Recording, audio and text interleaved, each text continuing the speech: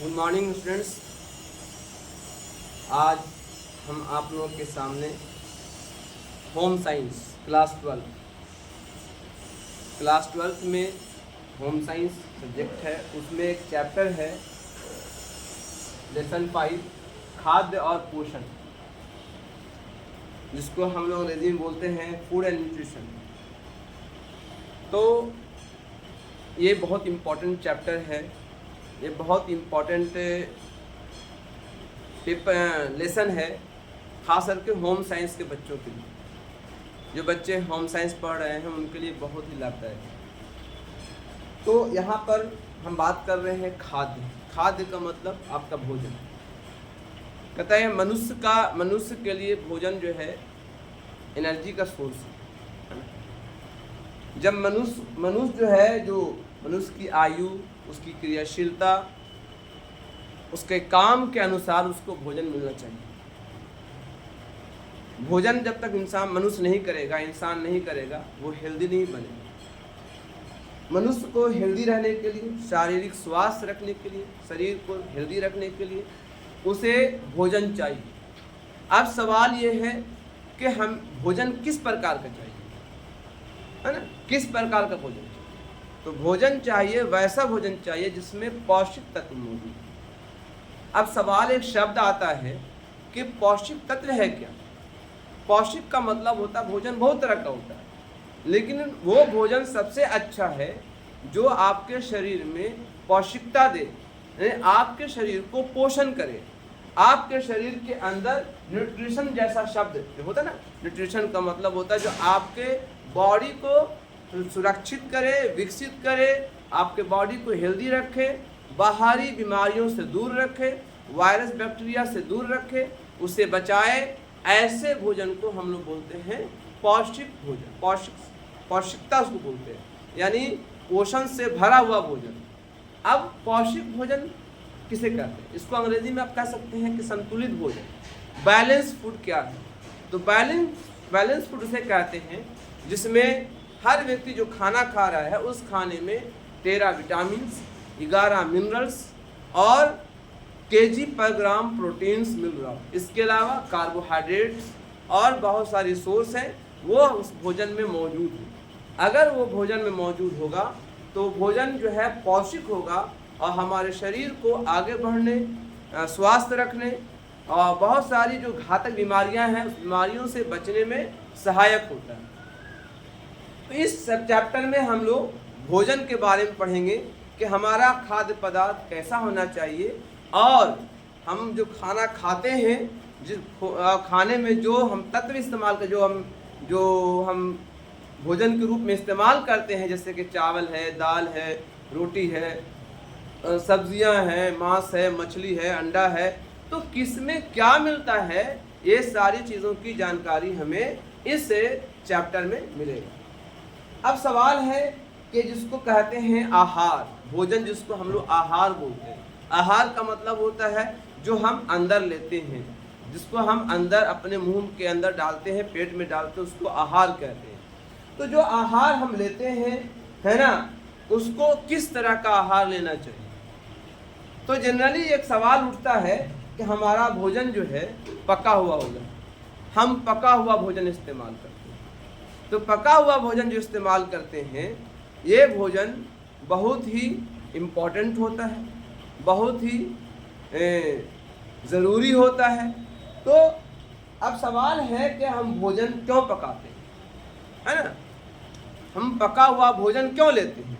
तो पका हुआ भोजन इसलिए लेते हैं कि ये सुपाच्य होता है, मतलब ये आसानी से हमारे शरीर में पच जाए। अगर ये हमारे शरीर में आसानी से पच जाता है तो इसको कहते हैं सुपाच्य, यानी हम खाना पचाने के लिए हम खाना को पकाना पड़ेगा। तो पहला है कि खाना पका होना चाहिए, यानी पका होना चाहिए, तो ये सुपाच्य हो जाएगा, आसानी से हमारे पेट में पच जाएगा। नंबर 2 जो होता है स्वाद और रंग को बढ़ाने के लिए, रंग भी अच्छा होना चाहिए, स्वाद भी अच्छा होना चाहिए, है ना? तो जब खाना हम पका देते हैं, जब पक जाता है खाना तो स्वादिष्ट हो जाता है। नंबर 3 चाहिए हमको भोजन में नंबर 3 चाहिए कि जो है उससे पौष्टिक तत्व जो व्यंजन जो हम खाएंगे तो पौष्टिक तत्व उसमें मिक्स हो करके मिल करके हमारे शरीर को पौष्टिकता भरपूर दे, इसके लिए हम खाना पकाते हैं। नंबर 3 जो खाना जो होता है वो हमारे एज के हिसाब से होना चाहिए। अब इसे मान लीजिए छोटा बच्चा है तो उसको कैसे खाना देंगे, है ना, और अगर जवान है आदमी है तो कैसा भोजन चाहिए, बूढ़ा आदमी है तो कैसा भोजन चाहिए, तो हर आदमी को हिसाब से अपना भोजन देना चाहिए। इसके अलावा जो है खाना पकाने से क्या होता है, कीटाणु है, बैक्टीरिया है ना, जो उसमें मौजूद होता है वो बैक्टीरिया और कीटाणु मर जाते हैं और हमारे शरीर के लिए लाभदायक हो जाते हैं, हमारे शरीर को बाहरी बीमारियों से बचाते हैं। तो इसलिए हम खाना पकाते हैं। अब आइए, जब हम खाना पकाते हैं, है ना, तो ये खाना आहार जो आयोजन है, जो हमारे भोजन का मैनेजमेंट है, ये बहुत इम्पोर्टेंट है। भोजन जो हम खाते हैं इसको मैनेजमेंट करना बहुत इम्पोर्टेंट है। तो सबसे इम्पोर्टेंट है कि हम जो है जब खाना खा रहे हैं तो इसमें जब हम आहार का आयोजन करें तो उसमें समय, श्रम और ऊर्जा दोनों देखना बचत होनी चाहिए, है ना। समय का ही बचत होनी चाहिए और जो हमारा आपका जो श्रम है, ऐसा नहीं कि मेहनत कर रहे हैं और हमारे मेहनत के हिसाब से खाना नहीं मिले, है ना, और बचत होनी चाहिए। आहार में विविधता होनी चाहिए। आहार जब हम खाना खाते हैं, जब खाना बनाते हैं या खाना तैयार करते हैं तो उसमें विविधता होनी चाहिए। आप जब भी देखते हैं हम लोग तो हर जो है हफ्ते में जो है अपने खाने को बदलते रहते हैं, है ना। मेन भोजन रहता है, स्टफ रहता है, जैसे जो मुख्य भोजन हमारे थाली का है वो हम साथ रखते हैं, बल्कि बीच बीच में उसको बदलते भी रहते हैं ताकि जब स्वाद बदलेगा तो इंटरेस्ट जो होता है खाने का वो बना रहता है। तो भोजन विविधता होनी चाहिए। बच्चों को इससे अच्छी आदतें भी होती है ना। आज के बच्चे क्या होते हैं, घर का भोजन खाने से बहुत घबराते हैं, घर का भोजन खाते नहीं हैं। तो जब हम अच्छा भोजन तैयार करेंगे, बैलेंस डाइट, तो बच्चे भी भोजन खाने के आदी हो जाएंगे। और नंबर 4 जो है निर्धारित बजट में, है ना, पर भोजन तैयार करना। हम से हर कोई घर में अपने किचन का जो बजट होता है हर आदमी तय करता है। तो हम होम साइंस में जानेंगे कि कैसे हम अपने भोजन का बजट तैयार करें, है ना। और ये बजट इम्पोर्टेंट है क्योंकि ये भोजन एक दिन का नहीं है या 2 दिन का नहीं है, जब तक जीवन है तब तक ये भोजन खाना होगा और उसके लिए बजट होना चाहिए। तो बजट भी तैयार करना चाहिए आदमी को। तो इसीलिए आहार आयोजन एक महत्वपूर्ण एक मैनेजमेंट है। इसका आयोजन, इसका मैनेजमेंट होना चाहिए, है ना, ताकि कम समय में, कम मेहनत में, कम पैसे में हमको अच्छा भोजन, पौष्टिक भोजन मिल सके। अब आइए हम आगे पढ़ते हैं कि इसके सिद्धांत क्या है ना। सबसे इम्पोर्टेंट है कि हम जो है भोजन कर रहे हैं, है ना, लेकिन किस प्रकार का भोजन कर रहे हैं, है ना, किस चीज़ में कितना क्या मिलेगा। हम जब भी खाना खाते हैं तो ये देखते नहीं हैं, सिर्फ पेट भर लेते हैं, लेकिन ये नहीं देखते हैं कि हम कौन से खाने में हमको कौन सा तत्व मिल रहा है ना। तो यहाँ पर एक लिस्टिंग है कि जो हमारा भोजन होना चाहिए उसमें पौष्टिक तत्व कौन कौन चीज़ होनी चाहिए। जैसे कि यहाँ पर एक कार्बोहाइड्रेट है, तो कार्बोहाइड्रेट कहाँ मिलता है हमको, तो गेहूं में मिलता है, चावल में मिलता है, मक्का में मिलता है, जवार, बाजरा, रागी, या जितने भी हमारे मेन चीज़ें हैं, गुड़ है, खजूर है ना, और इसके अलावा किशमिश है, अंजीर है, आलू है, शकरकंद है ना, ऐसे बहुत सारी चीज़ें हैं, उड़द का दाल है, राजमा है, केला है, ये सब में भरपूर कार्बोहाइड्रेट है। और हम सब जानते हैं कार्बोहाइड्रेट ही जलता है हमारे बॉडी के अंदर, तो वही एनर्जी पैदा करता है। तो carbohydrate is the main source of energy. तो कार्बोहाइड्रेट को मेंटेन करना चाहिए आदमी को। इसके अलावा प्रोटीन है। प्रोटीन कहाँ मिलता है, मांस है, मछली है, अंडा है ना, आपका मुर्गा है, दाल है, दूध है, ये सब मेन सोर्स है प्रोटीन का। जितनी भी दालें हैं सब में आपको प्रोटीन मिलता है। इसके अलावा जो है विटामिन, वसा है, तो वसा कहाँ मिलता है, तेल में वसा मिलता है, आपका घी में मिलता है, मछली में मिलता है, तिल में मिलता है, मूंगफली है, ऐसे बहुत सारी चीज़ें हैं, अखरोट है, पिस्ता है, बादाम है, काजू है, किशमिश है, ये सब की जिनके अंदर भी हमें क्या मिलता है, आपको फैट मिलता है। इसके अलावा विटामिन मिलता है, दूध में मिलता है आपको, दूध में बहुत भरपूर विटामिन है। और दूध से बनी चीज़ें, विटामिन डी में से अंडा मिलता है, दाल में मिलता है, आपका फलियों में मिलता है, फल में मिलता है, मेवा में मिलता है, इस तरह से बहुत सी चीज़ों में आपको विटामिन बी कॉम्प्लेक्स मिलता है ना। फिर जिगर से दिल है, जिसको बोलते हैं हम जो हम मांस खाते हैं उसका जो क्या बोलते हैं, कलेजी को बोलते हैं, उसमें मिलता है आपका विटामिन बी कॉम्प्लेक्स मिलता है। अनाज मिलता है, साबुत दाल मिलता है, खमीर है, ये सब में हम आपको बहुत सारी चीज़ें देख सकते हैं। विटामिन सी मिलता है, जैसे खास करके खट्टे पदार्थों में, खट्टे फलों में आंवला है, अमरूद है ना, रसदार पदार्थ है, जो सब्जियां हैं, इसमें मिलता है आपको। इसके अलावा विटामिन ई है, वनस्पति तेल में मिलता है, हरी पदार्थ में मिलता है, विटामिन ई मिलता है खास करके हरे सब्जियों। इसके अलावा आपका हो गया विटामिन के है, हरी सब्जियों में मिलता है, सब्जियाँ फूल गोभी हो गया, आलू हो गया, सोयाबीन हो गया, पालक का साग हो गया, ये सब में आपको विटामिन के मिलता है ना। फिर फास्फोरस मिलता है, जितने भी दूध है आपका, या जितने भी खाने की वस्तुएं हैं, वो सारे वस्तुएं में आपको फास्फोरस मिलता है, लोहा मिलता है, पोटेशियम मिलता है, मैग्नीशियम मिलता है, आयोडीन मिलता है, सोडियम मिलता है। हरी सब्जियों में सोडियम मिलता है, सोडियम बहुत ज़रूरी है हमारे शरीर के लिए, है ना। आयोडीन भी शरीर के लिए बहुत ज़रूरी है, क्योंकि आयोडीन की कमी से बहुत सी बीमारियाँ होती हैं, आप पढ़े भी हैं बायोलॉजी के अंदर। कैल्शियम बहुत ज़रूरी है, कैल्शियम हमारे बॉडी के हड्डियों को मजबूत करता है। तो ये सब चीज़ें बहुत ज़रूरी है। तो ये सब एक चार्ट तैयार होनी चाहिए इंसान के शरीर में, अपने जो जैसे कि हम कपड़ा पहनने का मैनेजमेंट करते हैं, वैसा ही हमें जो है खाने का ही मैनेजमेंट करना चाहिए, है ना। क्योंकि खाने से ही हमारी आयु बढ़ेगी, हमारा एज बढ़ेगा, हम हेल्दी रहेंगे और बीमारियों से बचेंगे, है ना। क्योंकि खाने में हमको क्या है, एंटीऑक्सीडेंट मिलता है। खाने में क्या मिलता है, एंटीऑक्सीडेंट मिलता है। तो एंटीऑक्सीडेंट जो है हमारे शरीर को बाहरी बीमारियों से बचाता है, फ्री रेडिकल से बचाता है, इसलिए हमें भोजन के रूप में ये सब लेना चाहिए। अब है जो है खाना किस प्रकार बनाना चाहिए, है ना। खाना जो है बनाने के लिए ये सिद्धांत बनाया गया है कि आहार आयोजन के सिद्धांत। सबसे पहले परिवार के पोषण आवश्यकताओं को दृष्टिगत रखते हुए हम संतुलित आहार को बनाएं। सबसे पहले देखेंगे परिवार के हालात कैसे और किसको क्या चाहिए, किसको क्या मिलना चाहिए भोजन में, ये इम्पोर्टेंट सबसे पहले, है ना। यूं ही नहीं बनाना चाहिए।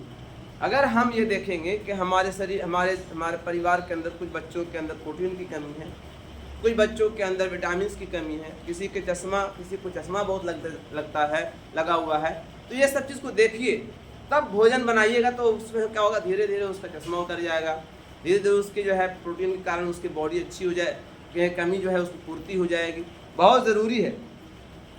इसके अलावा आपको भोजन बनाते समय एक सिद्धांत और याद रखना आपको है कि मेनू बनाइए, एक मेनू तैयार कीजिए कि हमको क्या क्या बनाना है, किस दिन क्या बनाना है ना।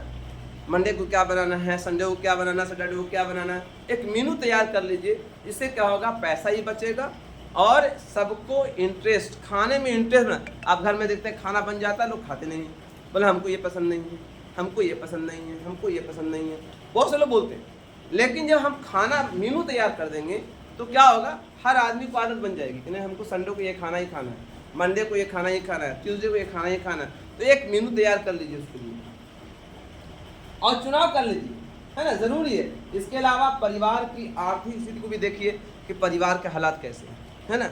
अब कोई आदमी बहुत कम कमाता है तो कैसे वो बेचारा मैनेज करेगा, तो अपने हिसाब से वो खुद मैनेज करे। परिवार के हालात को भी देखते हुए खाने को मैनेजमेंट करना चाहिए। परिवार के सदस्यों में रुचियों को देखिए, किसको रुचि किस में है, किसको रुचि किस में नहीं है ना। अब किसी को भिंडी की सब्ज़ी पसंद है, किसी को नहीं पसंद है, किसी को कद्दू की सब्ज़ी पसंद है, किसी को नहीं पसंद है ना।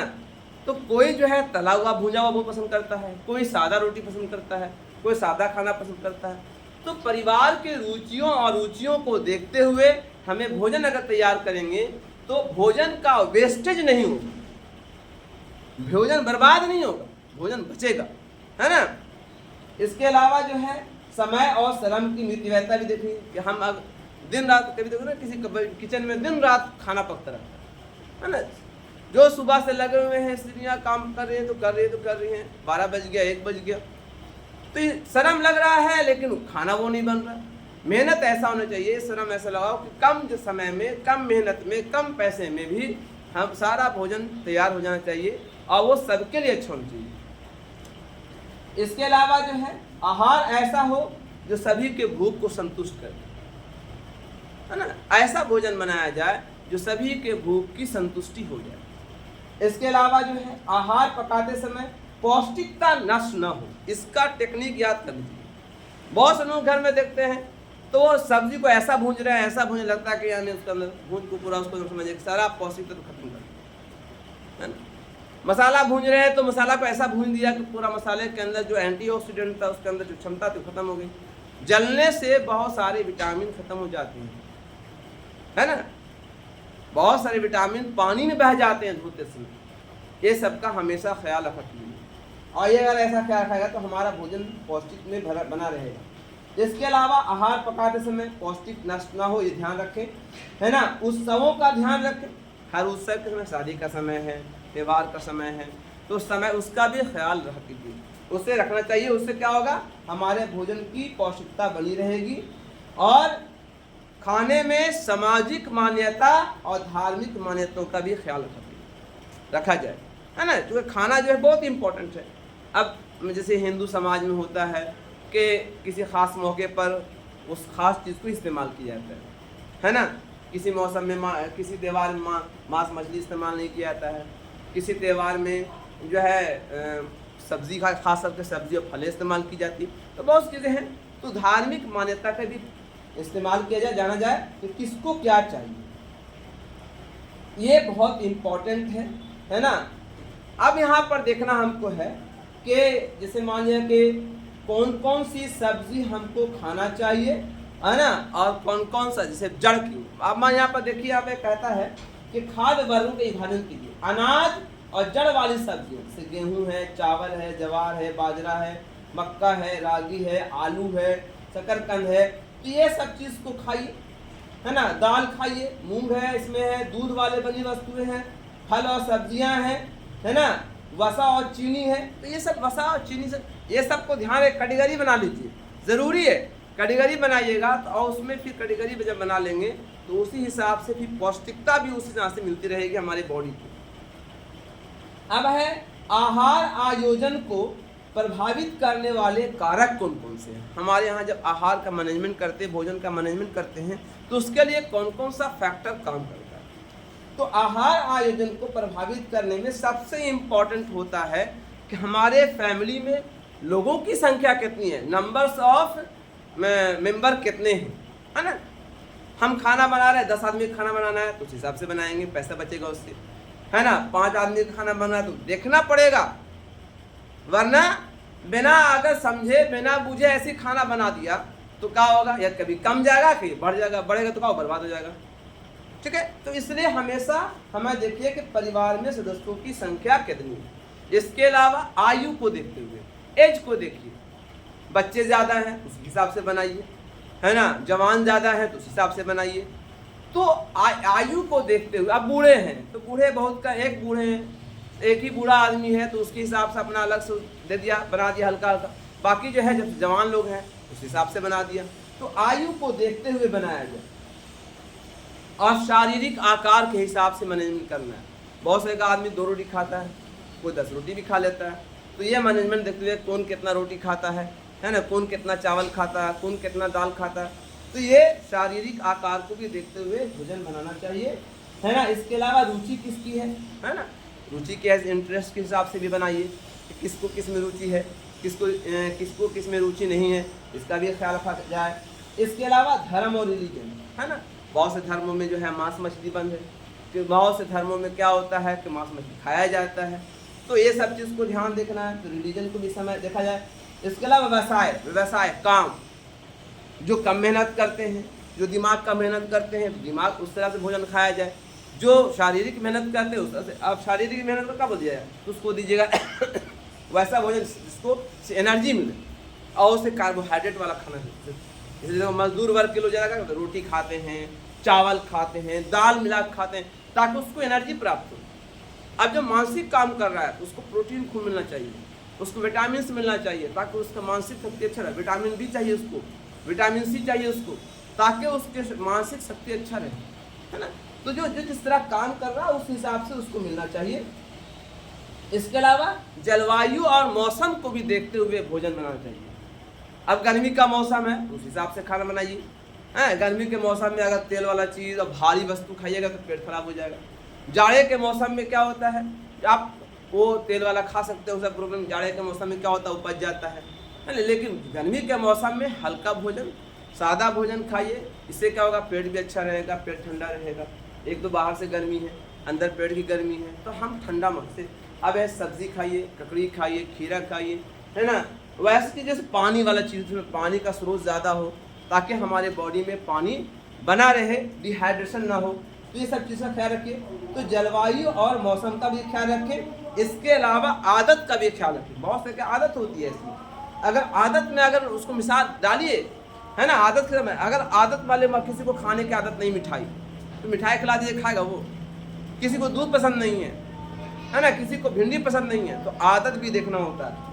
इसके अलावा एक विशेष व्यवस्था, स्पेसिफिक कंडीशन हो, है ना, माहौल अच्छा हो, है ना, हालात अच्छे हों घर के, है ना, और एक खुशी खुशी माहौल होना चाहिए। खाना बन रहा है, पौष्टिक है कि घर में सही लड़ाई का माहौल है, तो एक अच्छा माहौल भी होना चाहिए परिवार का, तब खाना आपके लिए, आपके बॉडी के लिए काम करेगा, अदरवाइज नहीं काम करेगा। आहार आयोजन से क्या लाभ है? अगर हम आहार मैनेजमेंट कर रहे हैं तो उससे क्या लाभ है? आहार मैनेजमेंट से, है ना, कई लाभ हैं। सबसे पहला तो पैसा बच जाएगा। जितना माने 10,000 में काम चल रहा है, अगर आप आहार आयोजन करेंगे तो 8,000 में हो सकता है, 2,000 बच जाएगा। तो आहार का मैनेजमेंट से पैसा बचेगा। नंबर 2, मेहनत बचेगी, मेहनत बच जाएगी, मेहनत करना, कम मेहनत करना पड़ेगा। नंबर 3, समय बच जाएगा आपका। क्या हो जाएगा? समय बच जाएगा। और पैसे की बचत होगी, पैसे की बचत होगी तो दूसरे कामों में इसको इस्तेमाल कर सकते हैं, है ना। इसके अलावा रोगों से लड़ने में, उसके मैनेजमेंट करेंगे भोजन का, तो रोगों से लड़ने में आसानी होगी। सबको उसी टाइप का भोजन मिलना शुरू हो जाएगा, तो फिर वो हेल्दी हो जाएगा शरीर, वो परिवार हेल्दी हो जाएगा, परिवार के लोग हेल्दी हो जाएंगे, और काम में गड़बड़ी नहीं होगी, है ना, कंफ्यूजन नहीं होगा किसी को, है ना। और इसके अलावा सब लोग समय पे अपना खाना खाएंगे, है ना। इसके अलावा समय को भी तय किया जाए, समय को तय करते हैं, किस वक्त खाना खाना, किस वक्त नाश्ता करना, किस वक्त, तो ये सारे इंपॉर्टेंट, समय, वक्त पर सोना, वक्त पर खाना, सब हो जाएगा। तो इसके लिए यही लाभ है। समय, अगर मान लीजिए बहुत सकते ना, किसी घर में देखते हैं क्या, तो 2 बजे रात में खाना बन रहा है, 12 बजे खाना बन रहा है। अब 12 बजे खाना बन रहा है, 1 बजे खाएगा तो सोएगा वो। अब जाहिर सी बात है वो देर से सोएगा, देर से सोएगा तो देर से उठेगा, और देर से उठे तो सेहत खराब हो जाएगी। तो वैसा खाना किस काम है? शास्त्रों के अनुसार न्यूट्रिशनिस्ट बोलते हैं कि जो भोजन, है ना, 11 बजे के बाद खाया गया, वो हमारे शरीर को लगता नहीं है, शरीर के लिए हानिकारक हो जाता है, क्योंकि वो पच नहीं रहा है फिर सही से। और जब पचेगा नहीं तो गैस बनेगा, पेट खराब करेगा, पेट में बहुत सी बीमारियाँ पैदा करेंगी। तो हमेशा जो है आहार आयोजन समय पे होना चाहिए। अगर समय पे होगा और वक्त अच्छे से होगा तो इससे बहुत सारी बीमारियां दूर हो जाएंगी, सेहत अच्छी हो जाएगी, पैसा बच जाएगा, समय बच जाएगा, मेहनत बच जाएगी, है ना, और सबको सब सुव्यवस्थित हो जाएगा, घर में कोई कन्फ्यूज़न नहीं रहेगा, कोई प्रॉब्लम नहीं होगा, कोई समस्या नहीं होगी, है ना, और शरीर और परिवार की हालात भी अच्छी हो जाएंगी। इसलिए हमें जो है आहार का आयोजन करना चाहिए, है ना। और कटिगराई कर दिया, बावर्ची खाने में जब बैठे हुए हैं, हम काम करते हैं, तो अपने खाने भोजन को कैटेगराइज कर लीजिए, है ना। इसे 5 भोज समूह बना लीजिए। अनाज, अनाज में चपाती है, चावल है, क्योंकि बेसिक है, जब खाना बनता है तो या तो चावल बनता है या तो रोटी बनती है, तो ये मेन चीज़ हो गया। नंबर 2, दाल। अब दाल में क्या बनाना है, तो मूंग डाल दीजिए, खेसारी डाल दीजिए, मसूर डाल दीजिए, जो आपको डालना है, वो कर लीजिए, कैटेगरी बना लीजिए। अब मान लिया कि दही है तो दूध है, अंडा है, ताज़े फल हैं, वहाँ पे रखिए, ज़रूरी है। नंबर 3 कैटेगरी में रख लीजिए कि किसी को दाल पसंद है, किसी ने कोई अंडा खाना चाहता है ना, कोई जो है दाल में ही खाना चाहता है, तो हिसाब से बना लीजिए। फिर एक फल वगैरह और सब्जी का एक ग्रुप बना लीजिए, क्योंकि बंधक गोभी है ना, पालक है, गाजर है, अमरूद है ना, ये सब बना लीजिए। और तेल और चीनी का भी एक ग्रुप बना लीजिए, और इसको इसी तरह से है ना, इसी तरह से 3-4 ग्रुप बना लीजिए। इससे क्या होगा, मैनेजमेंट आसानी से होगा और किसी को कोई तकलीफ नहीं होगी, सबको भोजन मिलेगा और सब समय पे भोजन खाएंगे और सब हेल्दी रहेंगे, स्वस्थ रहेंगे। ये इम्पोर्टेंट है ना। अब अगले चैप्टर में हम पढ़ाएंगे कि किनको क्या से भोजन, जैसे मान लिया कि गर्भावस्था में कोई लेडीज है तो उसको क्या मिलना चाहिए, तो ये आयोजन बच्चों को क्या मिलना चाहिए, बूढ़ों को क्या मिलना चाहिए, कैसे मिलना चाहिए, तो उसका आयोजन के लिए हम अलग से एक एपिसोड बनाएंगे, जिसमें हम बताएंगे कि बूढ़ों को क्या मिलना चाहिए, बच्चों को क्या मिलना चाहिए, औरतों को क्या मिलना चाहिए, दूध पिलाने वाली माएँ हैं तो उसको क्या मिलना चाहिए। तो इसके लिए स्पेशल से अलग अलग से हम कैटेगरीज कर देंगे, तो इससे क्या होगा कि आपको समझ में आएगा और फिर एग्ज़ाम में इसका आप हल कर सकते हैं। Thank you. इस वीडियो को लाइक कीजिए, शेयर कीजिए, सब्सक्राइब कीजिए, है ना, ताकि बहुत से बच्चे जो है होम साइंस ले करके भी पढ़ नहीं पाते हैं, उनको इससे बहुत लाभ मिलेगा और अपने क्वेश्चन को आंसर आसानी से दे सकते हैं। Thank you.